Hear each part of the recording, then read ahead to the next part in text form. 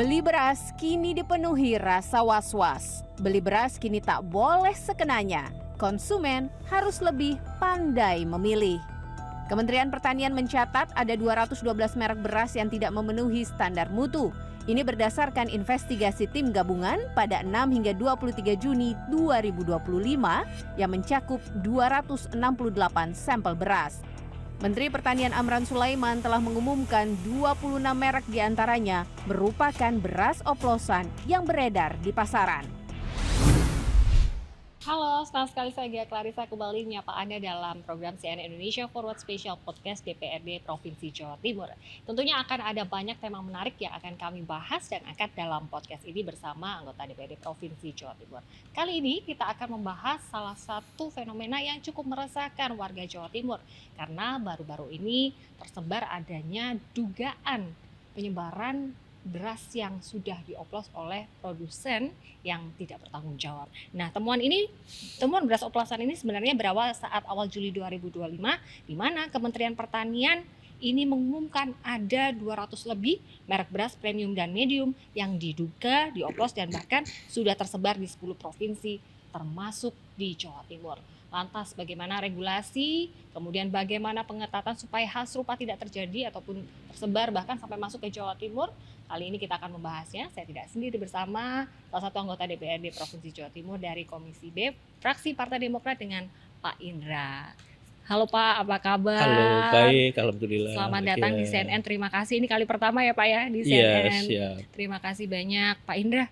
Kita melihat fenomena beras oplosan yang beredar di masyarakat. Bagaimana sejauh ini temuan dari DPRD Provinsi Jawa Timur?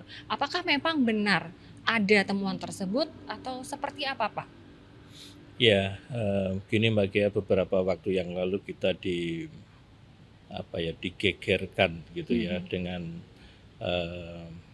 kasus beras oplosan tersebut gitu loh.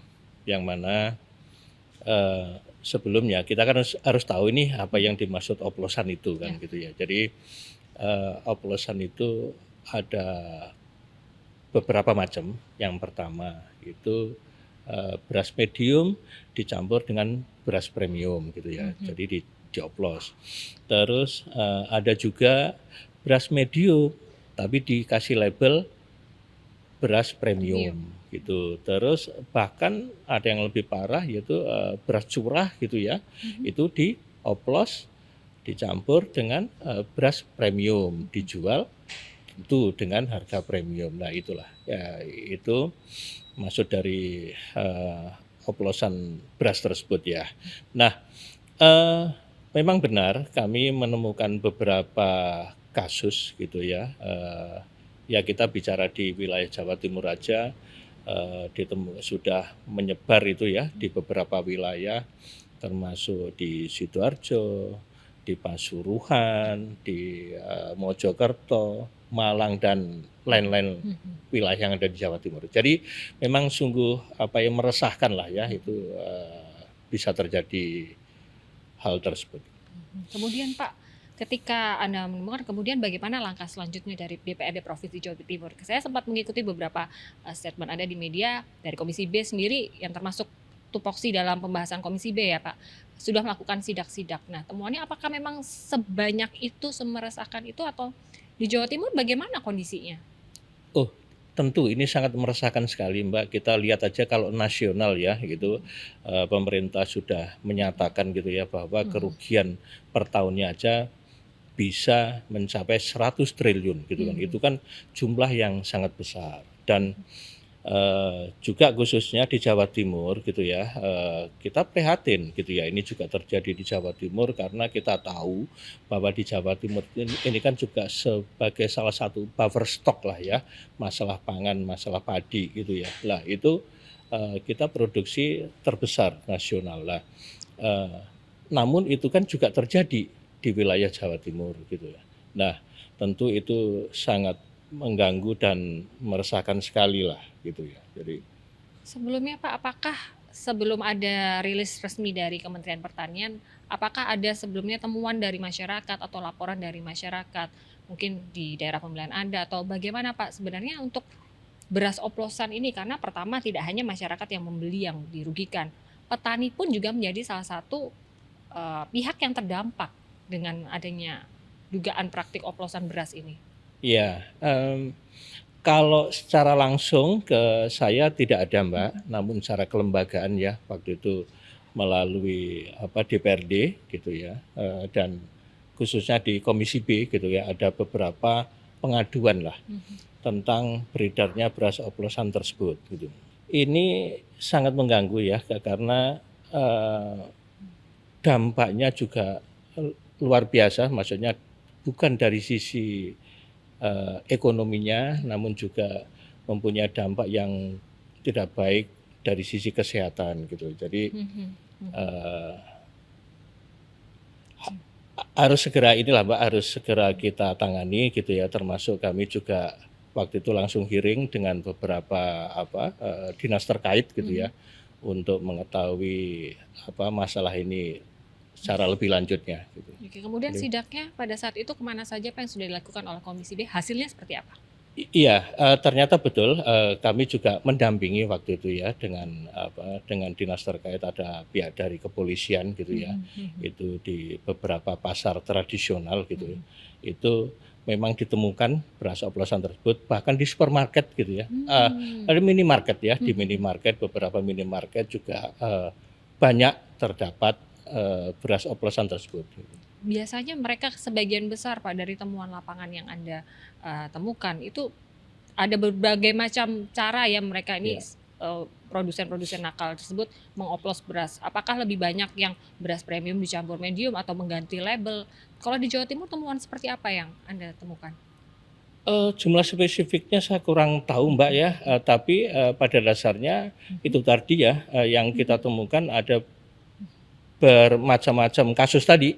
Jadi yang mulai dari medium dicampur premium, terus bahkan curah dicampur premium gitu ya. Dan bahkan gini, ada juga pengurangan takaran gitu ya. Jadi misalkan ini harusnya 5 kilo gitu ya, tapi cuma ternyata cuma 4,5 kilo, gitu itu juga terjadi. Jadi bukan cuma oplosan gitu ya, tapi itu namanya ya, pengurangan takaran lah. Mungkin Gitu, sama ketidaksesuaian seperti takaran. yang dulu sempat terjadi juga takaran minyak ya Pak ya. Oh iya. Dan ternyata juga kembali terjadi di beras. Nah, kalau Anda melihat sebenarnya potensi kecurangan ini kan kenapa bisa terjadi? Padahal kita mengetahui untuk regulasinya begitu ketat ya.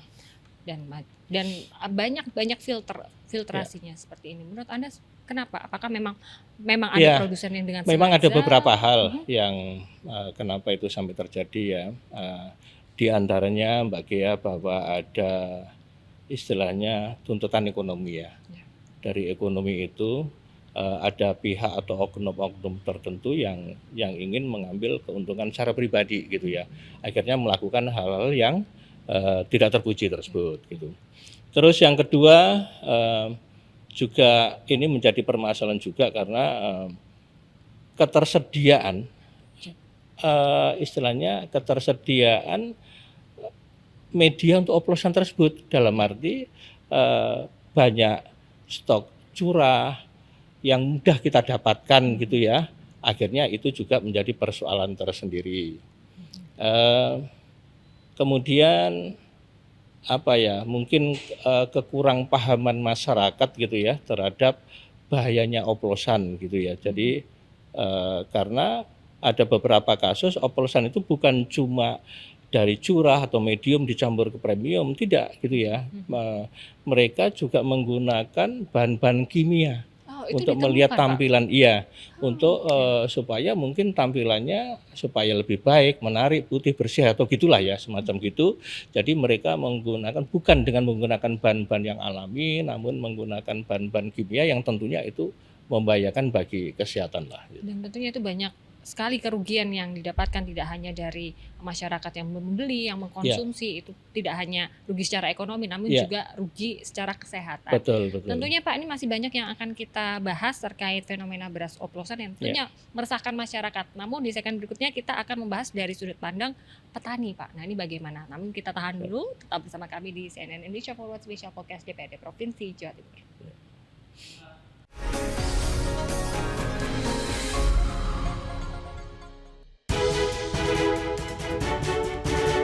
laporan khas redaksi yang mendalam dan terpercaya bersama CNN Indonesia. Prosedur medis vaksinatomi diusulkan menjadi salah satu syarat bagi penerima bantuan sosial. Hal itu disampaikan Gubernur Jawa Barat Deddy Mulyadi. Jangan lewatkan redaksi Senin sampai Jumat jam 2 siang lewat 15 menit live di Trans 7 dan CNN Indonesia.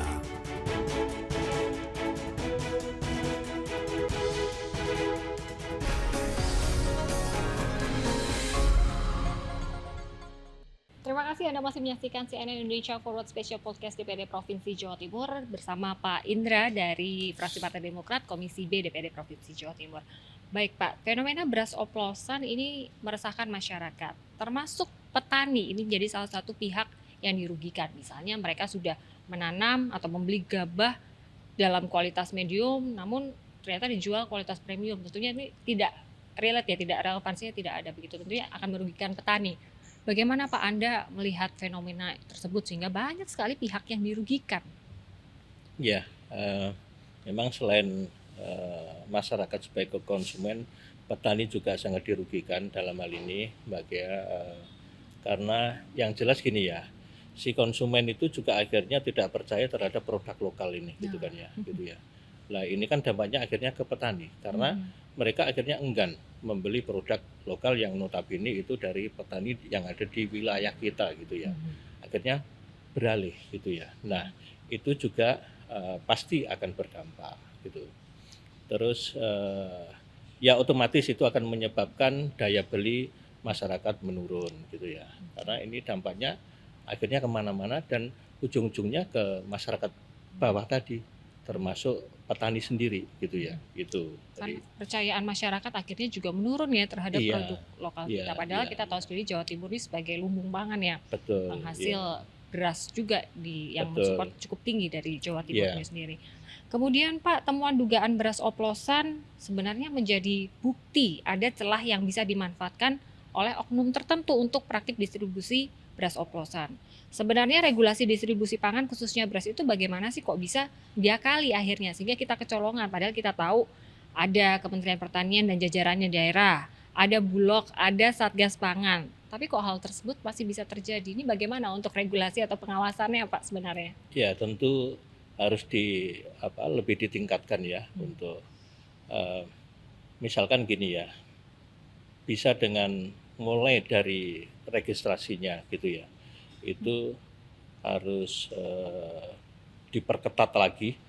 Jadi istilahnya beras-beras yang beredar di pasaran harus terregister gitu ya. Jadi mudah untuk memantau dan melacaknya kan gitu. Itu bisa menjadi mungkin salah satu solusi untuk mencegah supaya tidak terjadi lagi beras oplosan. Yang yang kedua yaitu mungkin dengan sertifikasi Mbak gitu ya. Jadi ada klasifikasi tertentu gitu ya yang udah mempunyai sertifikat, misalkan sebetulnya Bappenas ya, jadi Badan Pangan Nasional itu sudah mempunyai aturan gitu ya terkait dengan klasifikasi beras gitu. Jadi mana beras curah, medium, premium itu sebetulnya sudah ada, namun ini perlu mungkin diperketat lagi lah ya.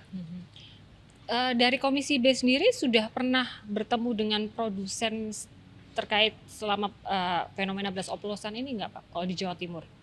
Kalau dengan produsen kami belum pernah ya, terutama saya ya, saya belum pernah. Gitu. Oke, sehingga memang kemarin fokusnya ke sidak dan sejumlah temuan akhirnya ditemukan dan Anda juga berkomunikasi dengan masyarakat sekaligus dengan penjual. Nah Pak, dari hasil sidak tersebut rata-rata sebenarnya penjual apakah mengetahui atau bagaimana Pak kondisinya? Iya, betul. Jadi mungkin ini salah satu ini ya, sidak itu perlu gitu ya, maksudnya jangan menunggu ada kasus gitu ya, tapi itu harus dilakukan secara berkala gitu ya untuk mengantisipasi gitu ya. Karena memang di sidak itu juga ada Mbak Gea, jadi yang istilahnya penjual sendiri juga nggak tahu kalau itu oplosan kan gitu loh. Jadi memang ini tugas dari kami lah ya, atau negara harus hadir gitu ya, dengan serius dalam arti supaya masalah-masalah seperti tadi oplosan kedepannya nggak ada lagi ya. Jadi semuanya harus diperketat lah baik dari hulu, Ya. tengah maupun sampai hilirnya gitu, maksud saya gitu. Jadi Oke, kemudian mungkin sudah ada banyak sebenarnya yang sudah dilakukan oleh DPRD Provinsi Jawa Timur, terutama Komisi B yang menangani kasus beras oplosan ini. Ya. Kemudian Pak, untuk selanjutnya ini bagaimana upaya dari Komisi B khususnya secara khusus ini untuk menekan jangan sampai beras oplosan ini menjadi masalah yang akhirnya kembali terulang dan tentunya meresahkan dan merugikan masyarakat. Bagaimana upaya untuk menekannya? Mungkin dari sisi regulasi atau seperti iya, apa? tadi regulasi sudah Mbak ya, dan tentunya selain itu kami juga harus melakukan istilahnya itu edukasi ke masyarakat gitu ya. Jadi mensosialisasikan, dan kami juga berharap masyarakat juga harus lebih aware dan lebih jeli gitu ya kalau menemukan hal-hal yang mungkin mencurigakan lah gitu ya, mungkin dari warna, dari bentuk dan sebagainya itu tolong segera dilaporkan biar ada tindak lanjut gitu ya dari apa istilahnya dinas yang berwenang lah gitu ya, bukan cuma kami yang ada di legislatif gitu ya. Nah, kemudian kami juga akan meminta Pemprov Jawa Timur gitu ya untuk memperkuat koordinasi dari lintas sektor gitu ya, baik di dengan Bulog, Dinas Perdagangan gitu, kepolisian bahkan kan gitu ya, untuk selalu mengantisipasi ini Mbak peredaran beras yang ada di masyarakat gitu. Oke. Kemudian cukup menarik tadi sebelumnya sempat kita bercerita Pak, sebenarnya temuan beras oplosan ini macam-macam ya. Termasuk kalau saya pribadi itu pernah menemukan beras yang beras premium tapi warnanya tuh putih. Putihnya tuh memang melebihi putih warna asalnya. Nah, kalau temuan-temuan banyak temuan menarik ya dari DPRD Jawa Timur melihat bahwa beras oplosan ini tidak sekedar premium dicampur medium begitu. Namun banyak fenomena termasuk merugikan kesehatan tadi ya Pak ya. Itu seperti apa Pak temuannya? Iya, jadi salah satunya seperti yang kami sampaikan tadi Mbak Kia, bahwa bukan secara ekonomi atau oplosan itu dalam arti beras sama beras kan gitu ya, enggak, namun ada hal-hal yang justru membahayakan kesehatan kita karena ternyata ada campuran dengan bahan-bahan kimia gitu ya. Jadi misalkan untuk memutihkan membuat mengkilap gitu-gitu ya, itu oknum-oknum tertentu ternyata tidak menggunakan bahan-bahan yang alami gitu, namun dia menggunakan bahan kimia yang tentu itu akan membahayakan kesehatan ya. Misalkan kan nanti dampaknya bisa merusak ginjal, membuat bisa menyebabkan kanker dan sebagainya lah. Pasti banyak dampak yang nggak baik. Dan mirisnya itu ditemukan ya Pak ya? Iya betul gitu. Bahkan waktu itu kami juga sempat menemukan bukan cuma warnanya tadi gitu ya, namun ada semacam benda lah ya, benda itu mengapung gitu ya, mengambang gitu ya. Itu yang kita takutkan itu plastik atau apa kan itu. Ketika dari DPRD itu menemukan hasil temuannya tersebut, bagaimana Pak? Apa langsung di stop? Ini nggak boleh beredar atau ditarik atau seperti apa langkah selanjutnya? Mungkin banyak masyarakat yang belum tahu dari hasil sidak tentu tersebut. ini kan bukan kewenangan kami Mbak, bukan ranah kami ya. Kami kan sekedar melakukan pengawasan, pendampingan waktu itu, dan tentunya itu kami serahkan kepada ada Satgas Pangan, ada kepolisian gitu yang lebih berwenang untuk menangani itu, karena memang ini sudah masuk ya pidana gitu ya, karena ini membahayakan dan merugikan orang lain. Bukan ranah penindakan tapi pengawasan supaya jangan sampai ini menyebar dan menjadi permasalahan yang lebih besar lagi di warga. Kami di legislatif yang bisa kami lakukan yaitu Mbak, kami punya dapil masing-masing ya, paling enggak kita mulai dari situ. Setiap kami turun gitu ya, kami kan ada kesempatan turun tiap bulan ini menyambangi konstituen kita. Itu tuh disitulah kita selipkan, kita sampaikan gitu ya, ya semacam sosialisasi gitu kan ya, tentang tadi itu halal kalau dalam hal beras oplosan bagaimana, dan sikap masyarakat harus bagaimana kalau menemukan. Itulah itu kami melakukan dengan cara-cara tersebut lah. Gitu. Pendekatan Iya. karena lebih dekat dengan konstituen masing-masing. Nah, Iya. kalau di daerah pemilihan Anda sendiri temuan beras oplosan mungkin di daerah Iya. Pacitan, Ngawi, Trenggalek Iya, dan iya. sekitarnya ditemukan atau tidak, Pak? Kebetulan saya pribadi tidak dapat laporan gitu ya dari Pacitan, Mbak ya, tempat kelahiran saya atau di dapil saya. Waktu itu saya tidak sih gitu. Cuman tetap memberikan sosialisasi edukasi jangan sampai ini Betul, beras yang betul. oplosan yang cukup merugikan Iya. masyarakat ini sampai Karena iya beberapa betul wilayah Mbak. Jawa Jadi Timur. gini, karena yang akhirnya ini ya ditemukan oleh pemerintah merek-merek tertentu gitu ya, itu pun juga beredar juga di dapil saya gitu ya, misalnya di Pacitan gitu itu ada juga gitu loh. Cuma mungkin yaitu tadi ya kekurang tahuan dari masyarakat kan bisa juga gitu. Jadi menganggapnya itu wajar atau biasa gitu loh, padahal itu sebetulnya oplosan gitu ya. Oke, tentunya masih banyak tantangan dari DPRD Provinsi Jawa Timur dan masyarakat Jawa Timur sendiri terkait bagaimana penanganan beras oplosan yang terlanjur sudah beredar di beberapa wilayah termasuk Jawa Timur. Kita akan bahas lebih lanjut terkait hal ini. Tetap bersama kami di CNN Indonesia Forward Special Podcast DPRD Provinsi Jawa Timur.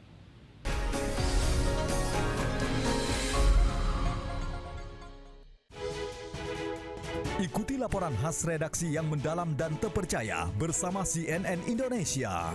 Buka hari dengan ragam kabar berkualitas yang mewarnai pagi Anda. Bentrokan antar warga terjadi di Manggarai, Jakarta Selatan pada Minggu malam. Kedua kelompok saling serang dengan batu dan juga botol, serta lemparan petasan. Jangan lewatkan Redaksi Pagi, Senin sampai Jumat jam 5:30 pagi, live di Trans 7 dan CNN Indonesia.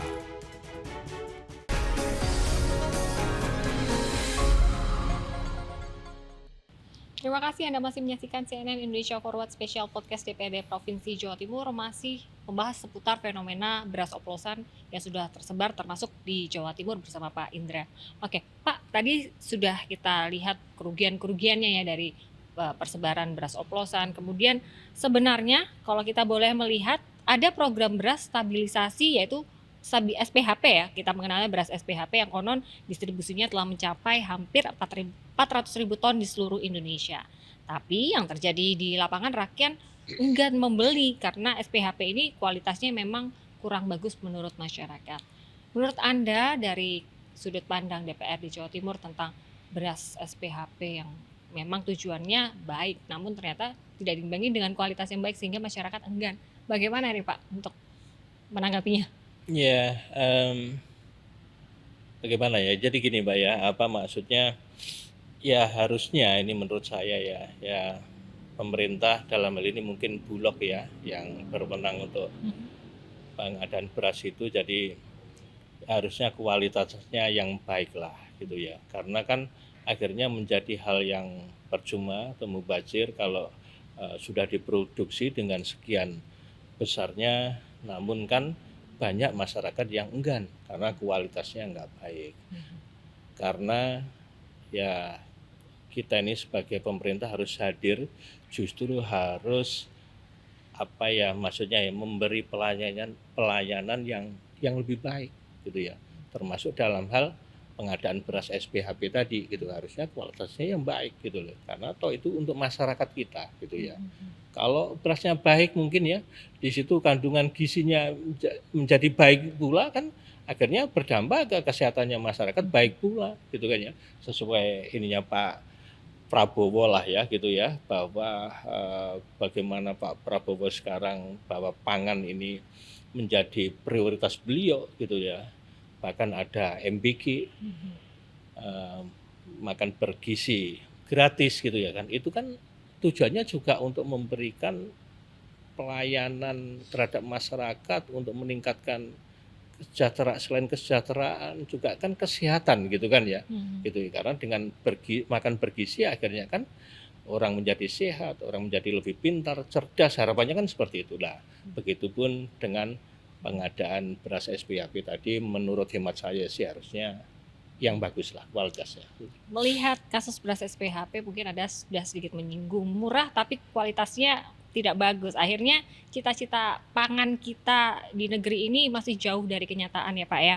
Menurut Anda bagaimana sih apa saja yang harus dibenahi Pak dari sistem, mungkin mulai dari hulu ke hilir atau bagaimana untuk pembenahan supaya mencapai cita-cita bahwa pangan kita ini ada sesuatu yang baik dan berkelanjutan seperti itu. Ya, selain kita harus meningkatkan produksi pangan ya, supaya kita bisa mencapai target swasembada pangan atau ketahanan pangan sesuai harapannya Pak Presiden, Bapak Prabowo, itu tentu kita juga harus mengawasi gitu ya, memperketat gitu ya, mulai dari tadi Mbak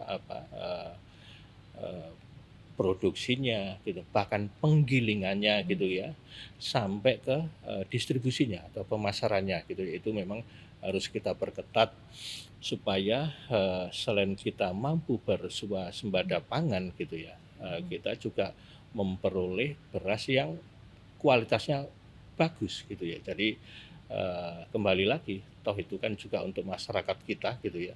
Jadi kita harus memberikan yang terbaik lah. Pak Indra, banyak sekali sebenarnya tantangan ya dalam memutus mata rantai peredaran beras oplosan khususnya di Jawa Timur. Menurut Anda apa sih tantangannya sehingga hari ini fenomena tersebut terjadi bahkan masuk ke Jawa Timur? Apa saja tantangannya, Pak? Iya, saya kira ada beberapa tantangan karena memang yang pertama Mbak karena kebutuhan ekonomi ya, jadi masyarakat tertentu atau oknum tertentu itu karena kebutuhan ekonomi akhirnya melakukan hal yang kurang terpuji gitu ya, dia melakukan seperti itulah ya, melakukan pengoplosan beras gitu ya. Itu tantangan karena tuntutan ekonomi, jadi apapun bisa mereka lakukan gitu ya. Itu yang kedua tentu kekurangan informasi gitu ya terhadap masyarakat kita. Jadi tentang misalkan bahayanya gitu ya beras oplosan seperti apa gitu ya. Jadi mereka akhirnya kurang menyadari gitu ya kalau misalkan menemukan adanya beras oplosan di pasaran gitu ya. Dan ya ada beberapa hal lah ya yang tentunya mempengaruhi Yang mungkin menjadi tantangan itu sendiri. Iya, yang menjadi tantangan terjadinya atau beredarnya beras oplosan di masyarakat kita. Termasuk edukasi terhadap masyarakat pun sebenarnya diperlukan ya Pak, karena melihat di beberapa daerah banyak juga masyarakat atau penjual yang tidak mengerti begitu bahwa beras ini sebenarnya bukan beras yang seharusnya namun dioplos. Iya. Kemudian bagaimana Pak DPRD Jawa Timur komitmennya dalam memutus mata rantai peredaran beras oplosan? Kira-kira formula seperti apa sih yang bisa diterapkan untuk hari ini dan seterusnya begitu kalau kita melihat? Ya tadi Mbak tentu kami dalam hal ini meminta Pemprov Jawa Timur ya melalui Satgas Pangan dan dinas-dinas terkait gitu ya untuk melakukan pengetatan atau memberikan regulasi yang ketat lah gitu ya. Jadi mulai seperti tadi yang saya sampaikan gitu ya, bahkan dari registrasinya gitu, sertifikasinya gitu ya, dan sering melakukan gitu ya inspeksi mendadak gitu, sidak-sidak ke pasar-pasar tradisional dan ke tempat-tempat inilah ya, tempat beredarnya istilahnya beras itu gitu kan ya, supaya untuk mitigasi gitu kan ya, tidak terjadi beras oplosan lagi gitu ya. Sehingga harapannya untuk peredaran dari beras oplosan sendiri tidak hanya bisa memutus mata rantai, namun memang tidak terjadi lagi. Kita semua berharap ya Pak, masalah beras oplosan ini bisa cukup sampai di sini aja, jangan sampai terjadi lagi sehingga masyarakat Jawa Timur ini bisa sejahtera dan memang beras yang dikonsumsi memang benar-benar ini yang layak dan sesuai dengan filter yang cukup panjang dari pemerintah. Bukan tugas masing-masing, namun juga harus ada kita semua saling dukung, saling support sehingga masalah ini bisa terselesaikan. Pak Indra, terima kasih banyak untuk waktunya di CNN Indonesia Forward. Mudah-mudahan masalah beras oplosan ini bisa tertangani dengan baik. Khususnya kami tunggu juga komitmen dari DPRD Provinsi Jawa Timur. Siap, insya Allah. Dan informasi tadi sekaligus menutup jumpa kita dalam CNN Indonesia Forward Special Podcast DPRD Provinsi Jawa Timur. Nantikan episode berikutnya. Saya Gia Clarissa pamit undur diri. Terima kasih dan sampai jumpa. Terima kasih banyak Pak. Sama-sama Mbak Kia.